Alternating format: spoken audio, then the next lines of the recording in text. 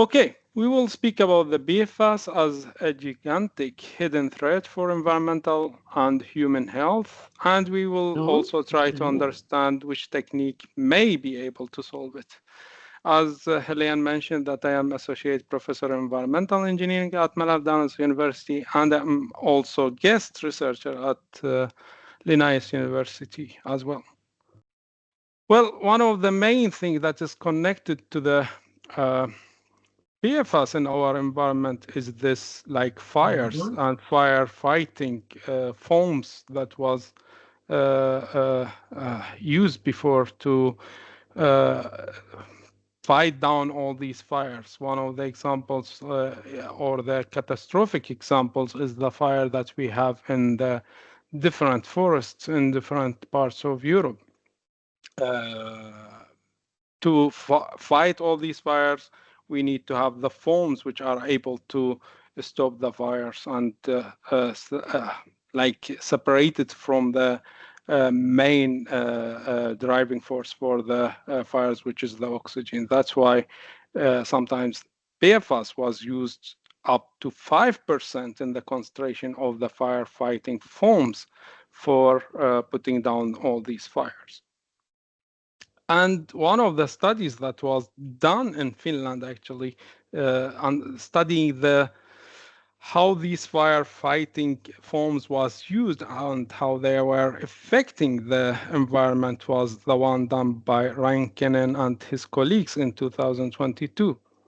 And they found that these kinds of materials that are highly concentrated with PFAS, up to 5%, was even spread to different compartments of our environment, as an example, to the surface water, to the groundwater, and to the soil. One of the hard things that these kinds of PFAS are sustained in the different media, and they have very long lifetime in the environment. That's why they are called persistent pollutants. And to understand why these PFAS are so unique, we should consider that these chemical or synthetic chemical materials that made by human are having so special bonds, which is the fluoride carbon bond, which is one of the strongest bonds in the organic chemistry. And for breaking down these bonds, we need high energy. We're speaking about 540 kilojoule per mole. Or in another perspective, we are speaking about 1000 degrees centigrade just to take rid or degrade, thermally degrade this kind of bond between the carbon and fluorine. That's why these compounds have the ability to not be degraded in normal situation, and even bacteria or other biodegradation forms cannot affect these compounds. What we know about these PFAS is really limited. According to the European Environmental Agency, what we know is just around 15% about the characteristics, the different forms of these compounds, because we are speaking about more than 12,000 PFAS. It's not one compound, it's too many different compounds that we are speaking about, like PFOA or PFOS. That's the two that we have more knowledge about.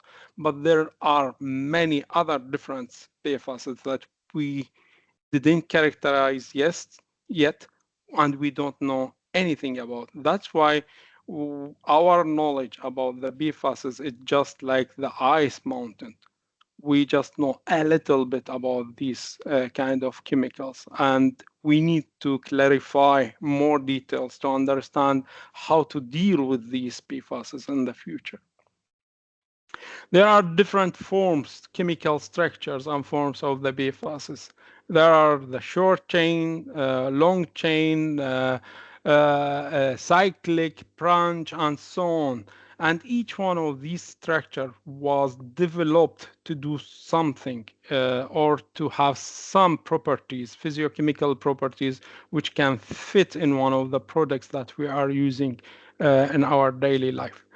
Like for the uses, we can see that we have been using these PFAS for too many kinds of products like pesticides, resistance of water, clothes, microwave production, candies, whatever things that you can think about, we've been using PFAS for actually, like personal care products, nail polish, one of them, cleaning products, and so on.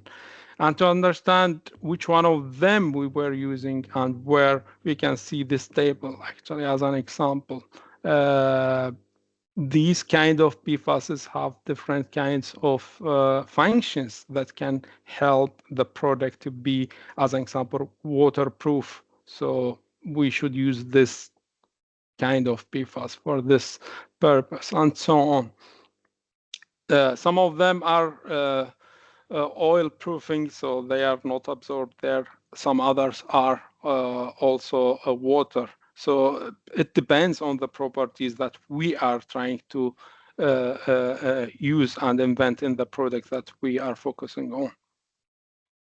Of course, as they have these PFASs long biological life in the bodies, and they have the ability to interfere with the lipid metabolism and the hormone regulation, and also affects the response of the immunity of the bodies. So they have higher impact on human health. Some studies, as you can see here, they have been discovered direct connection with liver damage, kidney cancers, thyroid diseases, prostate cancer, and so on, to many different health effects for those kind of compounds that we are dealing with. And that's why we need to take care of these materials carefully when we are dealing with. One of the studies was done by the in USA actually. They found that, and it was done by the Center of Disease Control and Prevention.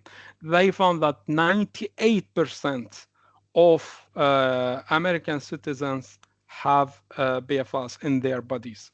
So we are speaking about a huge material that entering almost all the human beings' bodies. One of the cases which is well known in Sweden is the case of Ronnaby i Blekinge, where about 150 persons were injured due to drinking water which was contaminated by PFAS. And there was a decision actually from the court to support their case, and due to their injuries, which was affected by some activities within the area. This subject highlights the situation more within Europe, and this leads us to like mapping the situation in whole Europe. And we can see in this map that it's not only Sweden. We are speaking about almost all the European countries that they are really having a huge contamination up to more than 10,000 nanogram per kilogram, actually in some parts, as you can see in this map. The situation is dangerous and somehow when it comes to these contaminations. And that's why we need to act as researchers to find solutions maybe for these kinds of compounds. And that's why we have also now the developed recast the European Drinking Water Directive, which comes out with like direct recommendations that from the 1st of January 2023, we need to measure and detect the PFAS in drinking water. And this directive is like limiting the total PFAS in drinking water to less than 0.5 microgram per liter, and to some levels of other PFAS, the 20 individual, to less than 0.1 microgram per liter. There are different kinds of techniques available for the treatment of PFAS in drinking water, like activated carbon adsorption, ion exchange resins, high pressure membranes, nanofiltration, and other techniques which are available. However, most of these techniques are not fully well developed for the treatment of the PFAS in drinking water, as an example. The main challenge here that we can speak about is we are dealing with many or a few million cubic meters of water every day. And the concentration of these compounds, it's really low. And this is the challenge. You have low concentration in a huge volume of water. So this challenge is really not easy to handle when we are speaking about the technique that can be used for treating these kinds of compounds in water exactly. So conventional drinking water treatment processes such as coagulation, flocculation, ozonation, so on, they are not so effective when it comes to the treating the PFAS in water. That's why our wastewater treatment plants need to develop the techniques that they are using for the treatment of these kind of compounds. These compounds are resistant to biodegradation, as I showed you, to this chemical structure they have, and they can bioaccumulate in our bodies and human or all living beings actually for a long period of time. We have different kinds of them, and it's not even easy to detect them due to their low concentration in water. And that's why we have this project at Mälardalen University, wastewater to reuse.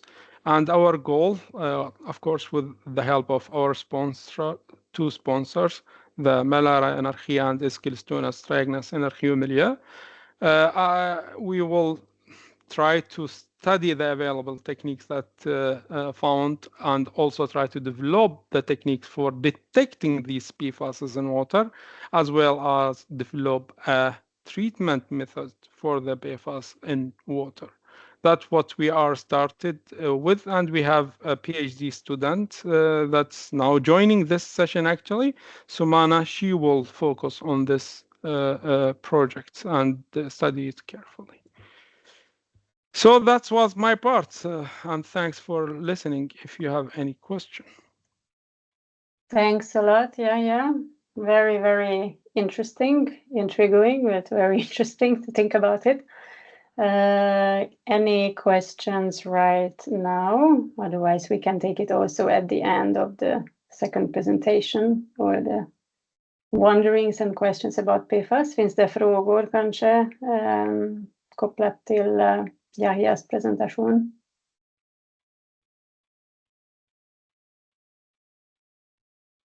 Not right now. Then thanks a lot, but we will come back to this. I guess we will have some time. John, please, if you can share your presentation then, and continue the PFAS trip of this session. Okay. Hopefully you can see my screen now. Yes. Okay, perfect. Thank you. Thank you for the previous presentation. It was very good to explain PFAS in a nice way, so it means I don't have to. So thank you for that. So I am based in the UK, but the work that I am involved with is covering most of the European region. As you can see, PFAS is everywhere. And we as a company have been treating PFAS for around about the last 10 years. And in the last 5 years, the number of projects is significantly increased. And there's more and more solutions coming on the market every day. So this is just a photo of one of our containers in Sweden, just to give you an example of what one of the treatment kind of systems looks like. So over the years, we've been fortunate as a company to have been quite near the leading edge of PFAS treatment. We were the first company to commercially treat below the detectable limit of 0.2 nanograms. We were the first company in Australia to treat and release into a drinking water catchment, and also the first to have a mobile treatment license in New South Wales, and the first company to continually discharge treated PFAS water to the environment in Australia. And over the years, every project looks a little bit different because, as previously said, PFAS is not one thing, it is thousands of different chemicals. So to give you a quick introduction to some of the technologies we use, this table has been adapted from the ITRC, which is the Interstate Regulatory Council, which is a US-based network. My colleague, who is one of our technical directors living in San Diego, he is actually on the PFAS working group for ITRC.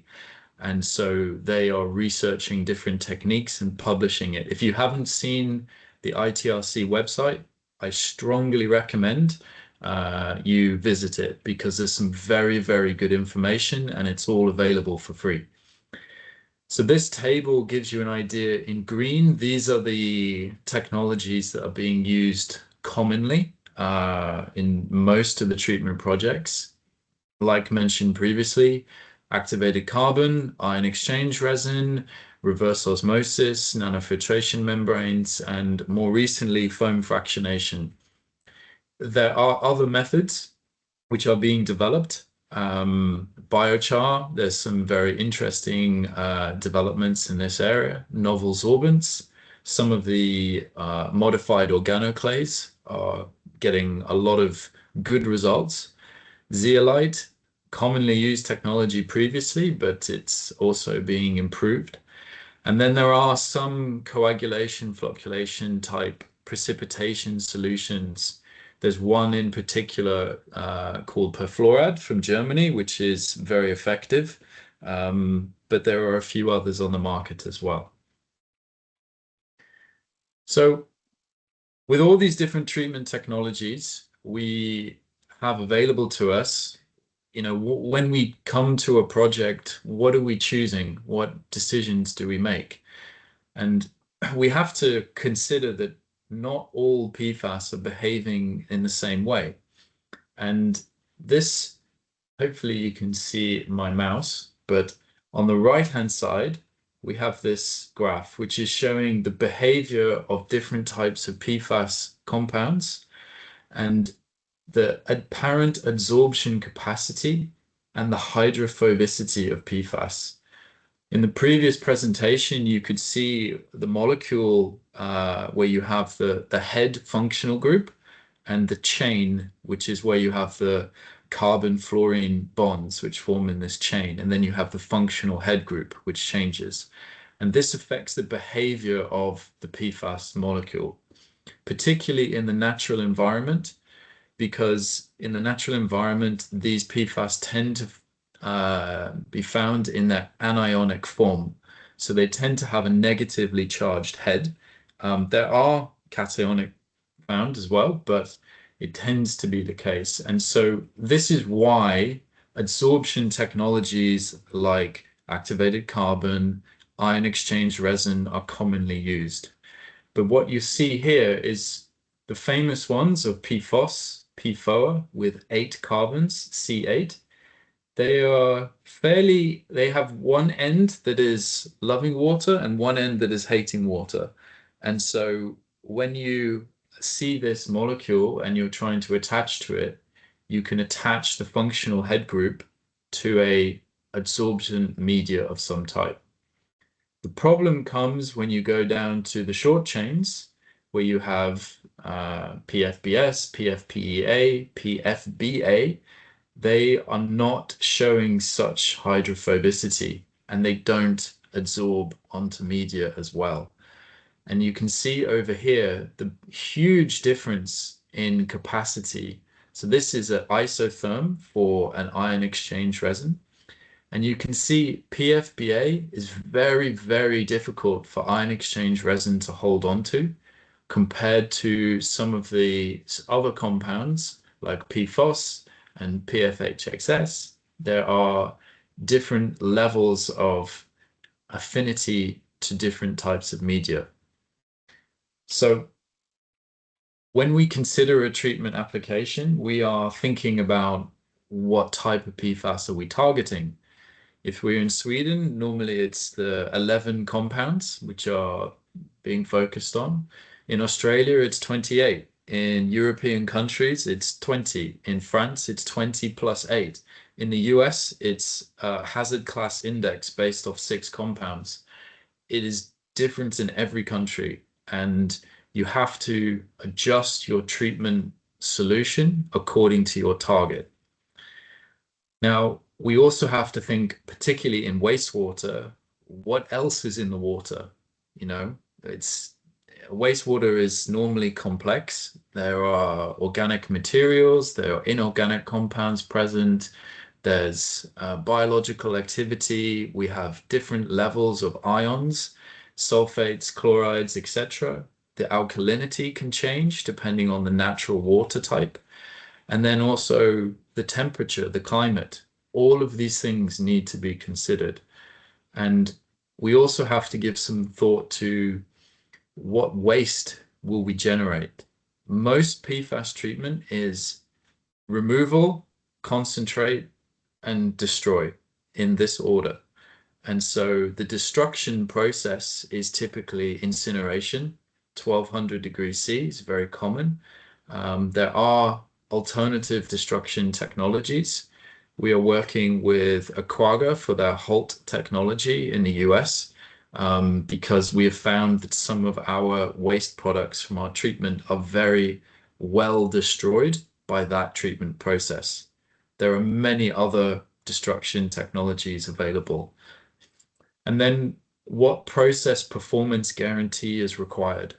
This is normally a critical point, because when we are doing projects, we are giving guarantees to the clients so that they have a confidence that there is a performance goal that is met, and what is the penalty of failing to meet that goal.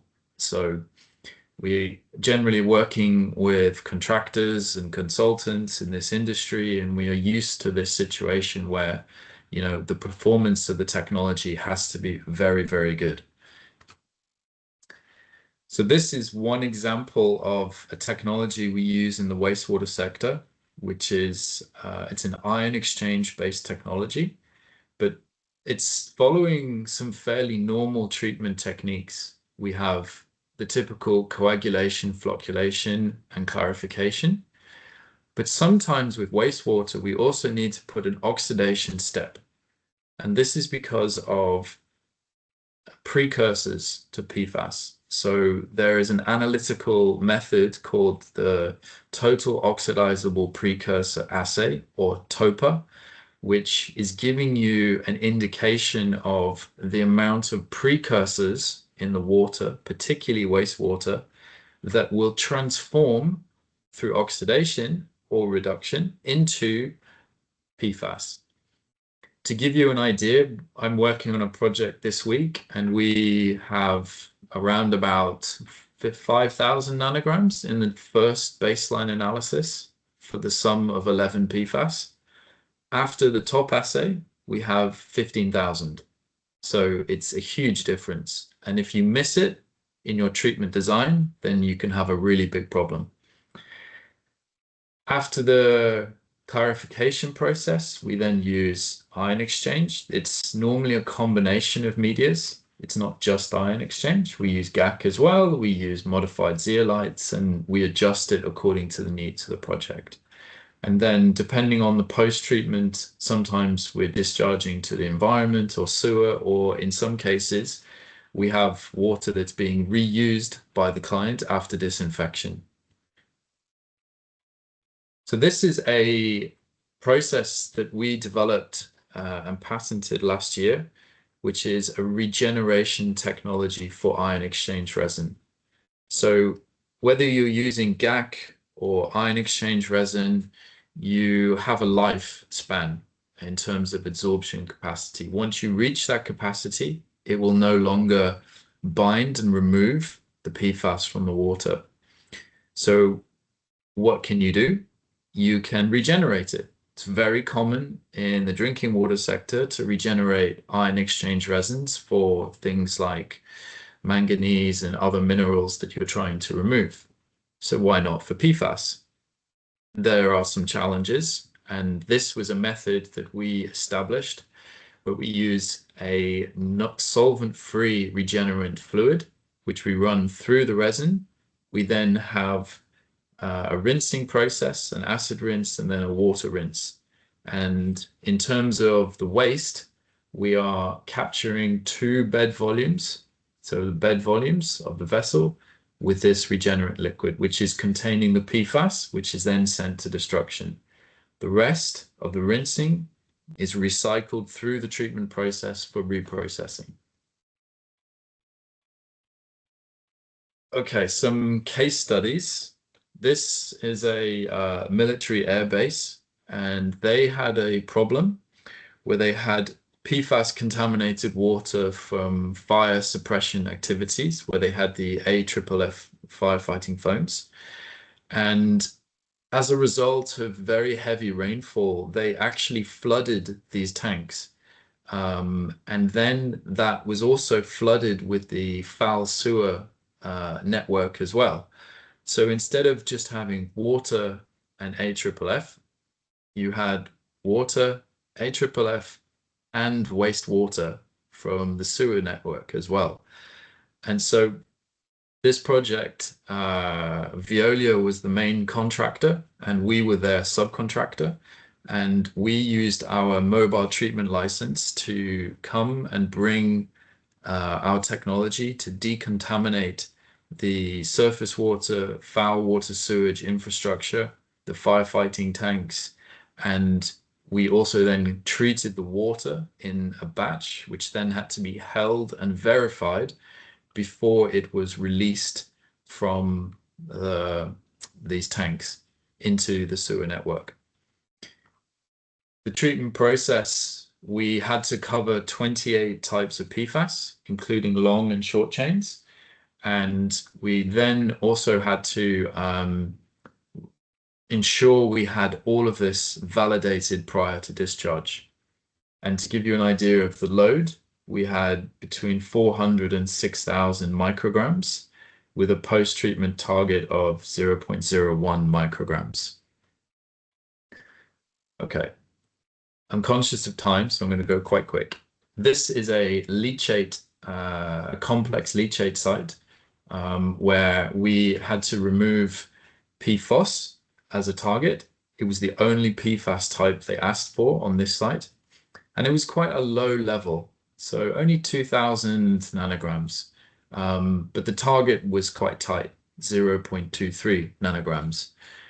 The problem we had was that there was very high ammonia, and we also had some phosphorus and other co-contaminants, and we had some very big restrictions on the TDS that we were allowed to discharge because it was going from the leachate treatment into the foul sewer. So we had to remove the ammonia because this would cause huge problems with the PFAS removal process. And we used a number of different techniques in trialing. And eventually we decided that struvite precipitation with manganese hydroxide as a precursor was the best method. And then we used lamella plates to settle out this struvite sludge. We also were dosing powdered activated carbon for organic removal. So this meant we had 2 different types of sludge being created. And when you're dealing with a complex wastewater like this, the pH is very different between the 2 sludges. And so we actually had to dewater the sludge in separately because you couldn't mix the sludge together between the 2 types. You would have huge problems. So we actually ended up batching it through a centrifuge. We had a belt press at the beginning, but eventually we found that that was not good enough, and we ended up sticking with the centrifuge. This is what the treatment plant looked like. As you see, modular containers and tanks, and that's what it looked like in reality. And it was from start to finish delivered in 12 weeks and is still operating right now. And it looks like they're probably going to build a permanent plant for this client. Thank you. Oh, I also forgot to mention, in Sweden, we are working with Swedish Hydro, and I put Carl Williams' contact details in case any of you want to talk with someone locally, because unfortunately I don't speak Swedish. And thank you for listening to me in English.